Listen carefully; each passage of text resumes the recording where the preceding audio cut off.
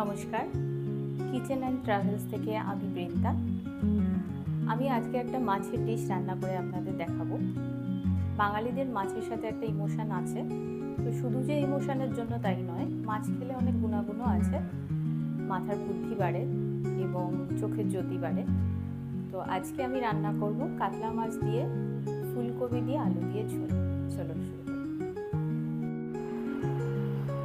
কপিটা একটু সিদ্ধ করে নেব, জাস্ট অল্প একটু ভাপিয়ে নেব নুন আর হলুদ দিয়ে, তাতে করে কপির মধ্যে যদি কিছু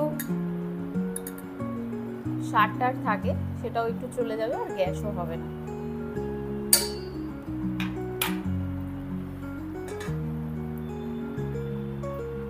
কাতলা দিয়ে ফুলকপি দিয়ে ঝোল করতে আজকে আমার লাগছে ফুলকপি, লম্বা লম্বা কেটে নেওয়া আলু, কাতলা মাছের পিস নিয়েছি আমি 4টে লম্বা লম্বা বড় বড়, আর আমার এখানে মশলা লাগছে আদা রসুন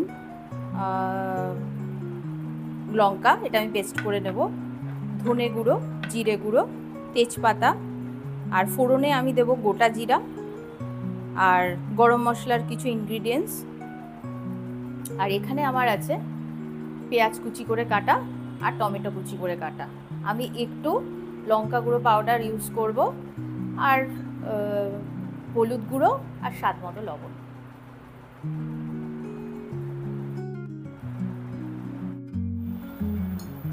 আমি এটা সর্ষের তেল দিয়ে রান্না করব।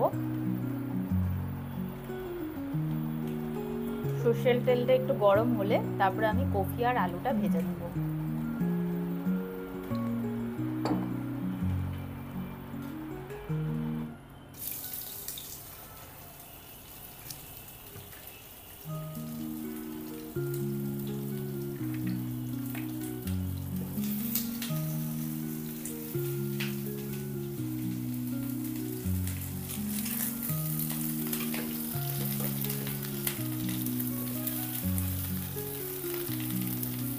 একটু লাল লাল করে হবে, তারপরে আমি তুলে নেব। ফুলকপি আর আলুগুলো আমি উল্টে দিয়েছি, এবার যাতে একটু সিদ্ধ হয়ে যায় তার জন্য আমি একটু ঢেকে দেব। এবার আমি এটা তুলে নেব। ফুলকপি আর আলুটা আমার ভাজা হয়ে গেছে, এবার আমি এটা তুলে নেব।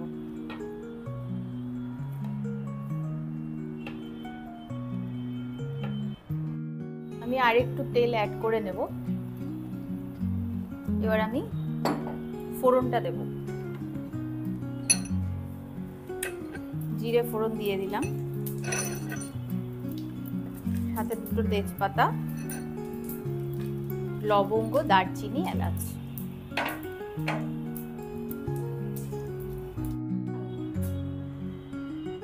এবার আমি পেঁয়াজটা লাল লাল করে ভেজে নেব।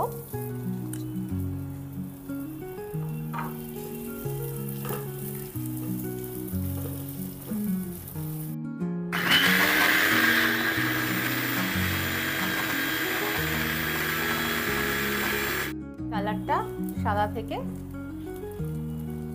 পেঁয়াজি পেঁয়াজি মতন হয়ে গেছে, এবার আমি টমেটোটা দিয়ে দেবো।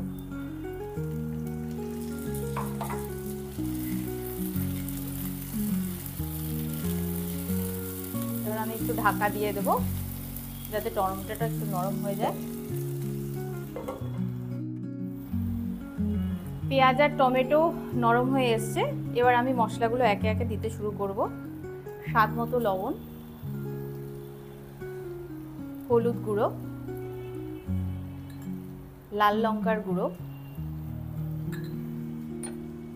জিরে ধনের গুঁড়ো, লঙ্কা রসুন আর আদা আমি পেস্ট করে রেখেছিলাম সেটা। এবার আমি একটু কষিয়ে নেব ভালো করে এগুলো। আর অল্প কষে এসছে, আমি আরেকটু কষাবো ফুলকপি আর আলু দিয়ে। তাহলে কি হবে, এই যে ফুলকপি আর আলুটার মধ্যে পুরো মশলাটা ঢুকে যাবে। কষানোর টাইমে আমি তেমন ভাবে ঢাকা দেব না, কারণ মশলার একটা গন্ধ ছাড়ে, সেটা চলে যাবে।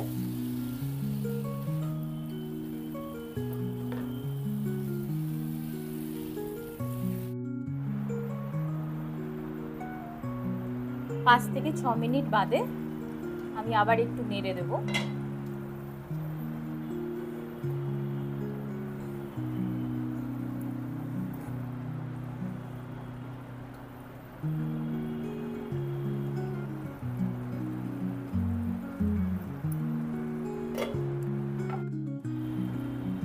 আমার সেদ্ধ হয়ে এসছে সবজি, এবার আমি মাছটা দিয়ে দেব।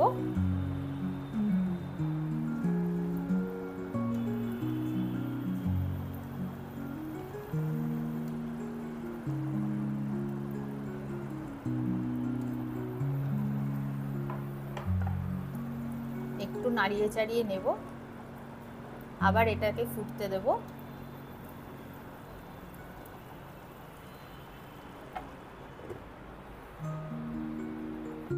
এবার আমি মাছটা একটু উল্টে দেব।